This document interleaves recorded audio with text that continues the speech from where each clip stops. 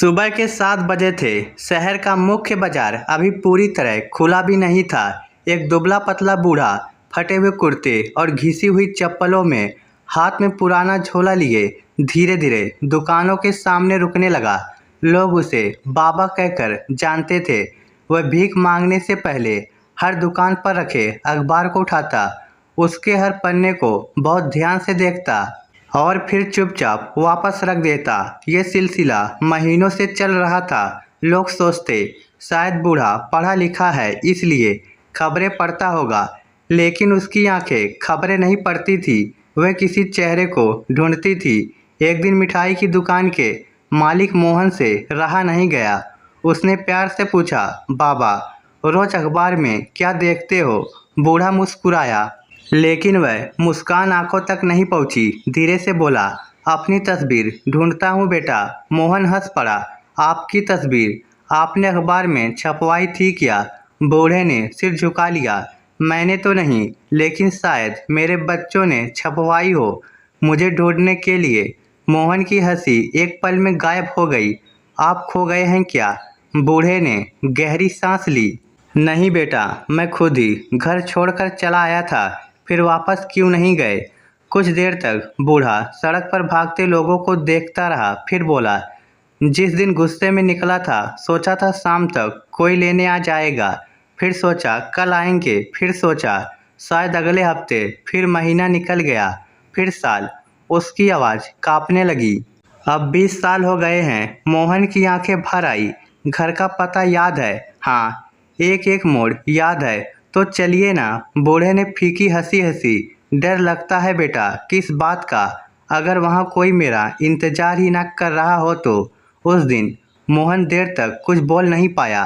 अगले दिन उसने बूढ़े के लिए गरम खाना रखा। बूढ़े ने आधी रोटी खाई और बाकी झोले में रख ली। मोहन ने पूछा, बाबा बचा कर क्यों रख रहे हो? वह बोला, आदत है।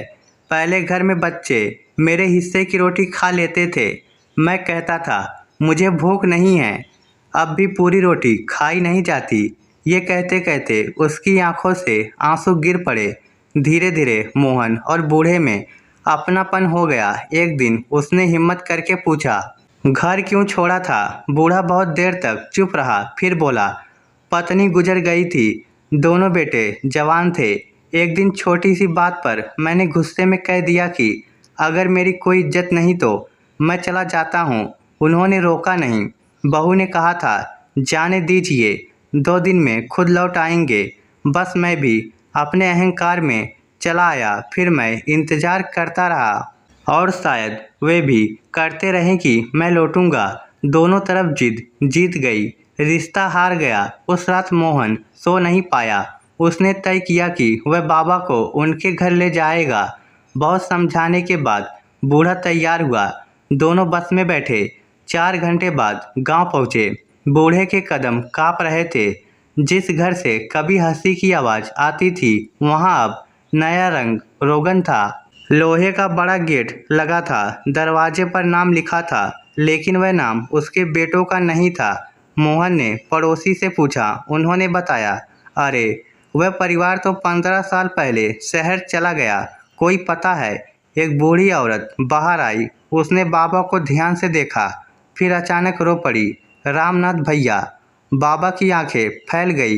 तुम शांति? शांति ने रोते हुए कहा, भैया आपने बहुत देर कर दी। मेरे बच्चे कहाँ हैं? शांति बोली, आपके जाने के 3 साल बाद बड़ी बहू ने अखबार में आपकी गुमशुदगी का इश्तहार छपवाया था। पूरे जिले में पोस्टर लगवाए थे।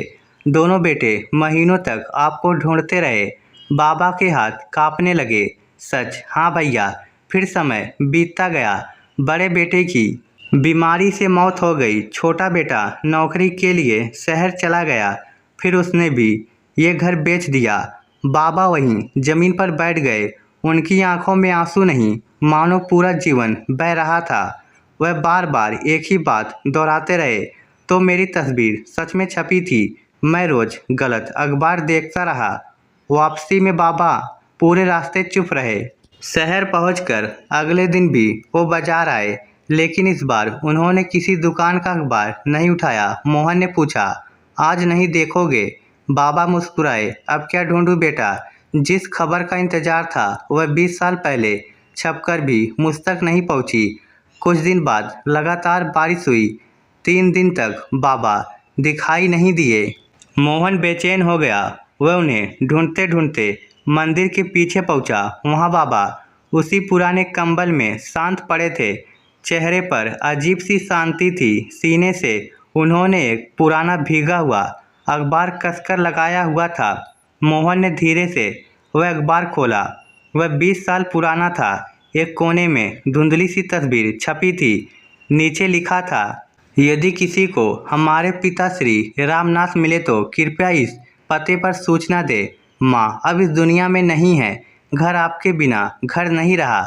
लौट आइए बाबूजी, हम रोज आपका इंतजार करते हैं। मोहन की चीख निकल गई।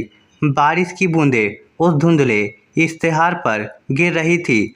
ऐसा लग रहा था जैसे 20 साल से रुके हुए बेटों के आंसू आखिरकार अपने पिता तक पहुंच गए हों। उस दिन मोहन ने पहली बार समझा, कभी कभी इंसान घर से नहीं खोता, वह अपने अहंकार में खो जाता है। और जब तक रास्ता वापस दिखाई देता है तब तक घर वही नहीं रहता, लोग वही नहीं रहते और इंतजार करने वाली आंखें भी हमेशा के लिए बंद हो चुकी होती है।